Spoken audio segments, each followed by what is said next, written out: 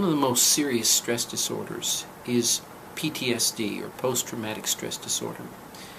We see this in people who have suffered sexual abuse, physical abuse, psychological abuse, and people who have been in battle situations or criminal situations, and also oftentimes people who witness such things as terrible accidents or disasters. The impact on a person because of post-traumatic stress disorder is severe.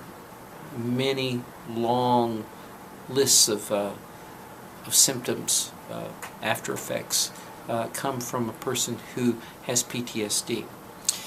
And a lot of times people look at it as kind of a thing that they're just going to have to live with. That they're going to have to live with those nightmares, that they're going to have to live with the fears that they have.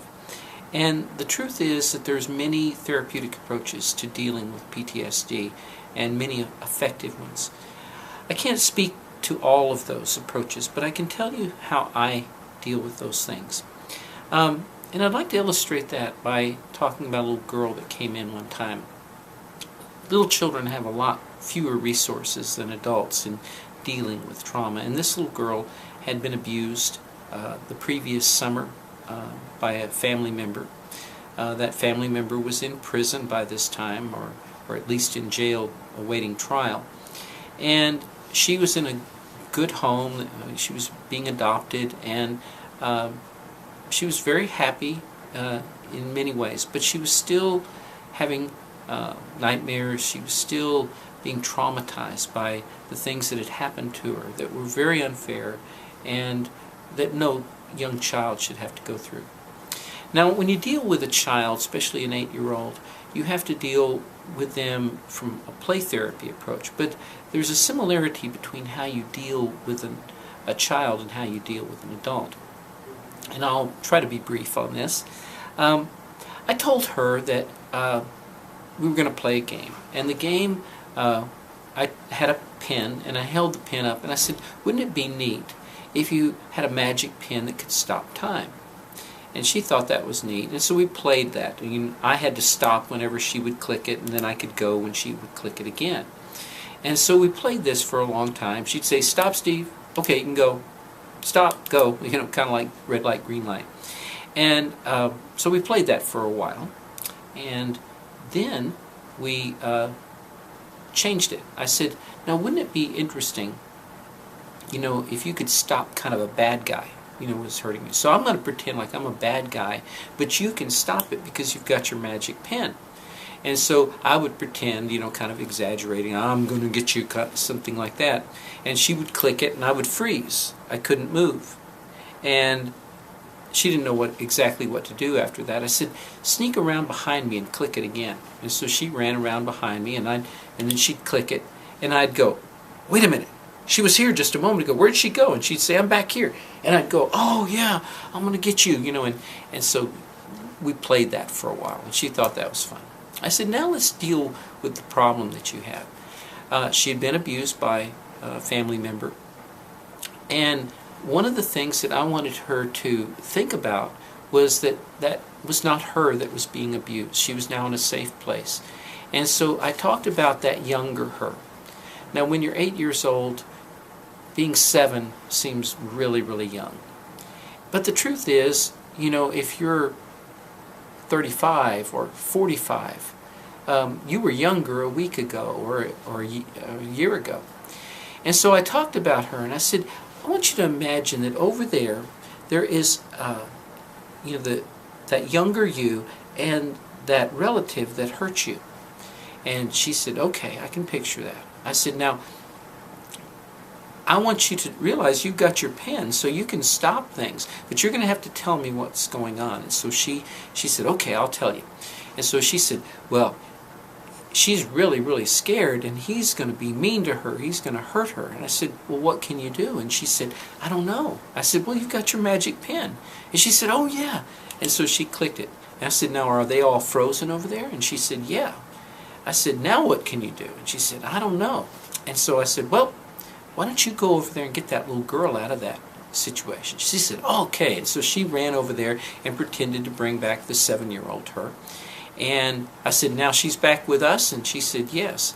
I said, now what are you going to do? She said, I'm going to start time again. So she clicked it again. And she said, oh, he's looking all over for her. He can't find her. And all by herself, she said, hey, we're over here. And so she said, oh, he's really, really mad. He's coming for us. And she clicked it again. And then she said, let's go get behind him. And so we did that. And we got behind him, the imaginary him. And so she'd click it again, and she'd say, we're behind you, and she'd click it again. And so when it was all over, she had power. She had rescued herself out of it. And what is most important is that she couldn't think of that memory in the same way. She'd always remember now her, besting him, saving the little girl out of it. And so her memories, her nightmares stopped.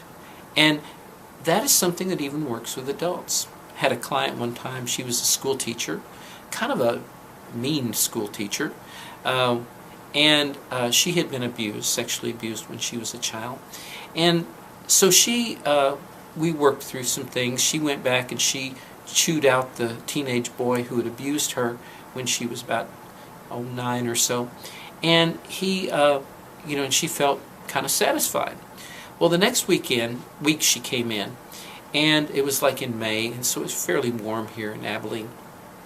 And she came in, and I noticed when she got up from the couch that the whole back of her dress, it was a long denim dress, from her waistband clear down to the hem, was soaking wet.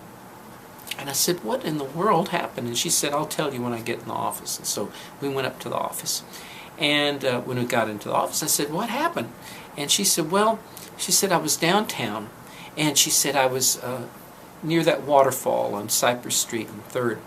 And she said, and it was just so nice, such a beautiful day, and there was that pool of water and everything. And she said, I just decided I was going to go sit down. And so she just plopped down. Here's this kind of rough teacher, and she had gotten the playfulness back. She had recaptured some of her childhood freeness and all of those things. And it doesn't always, you come into therapy, you deal with your traumas. It doesn't mean you're going to go sit down in the water in a public place. But it can be healed. It can be dealt with. And you don't have to continue to suffer. And that's a really important thing to realize, that you're not stuck in this, and that there is hope. And there's many, many ways of dealing with it. Not just my approach, but other people's approaches. There's a great deal of research that's going on in taking care of people who have post-traumatic stress disorder, especially because of the recent wars that we've gone through and so many innovations. So get some help if you need some help. Don't continue to suffer. Don't continue to be depressed. But realize there are answers out there.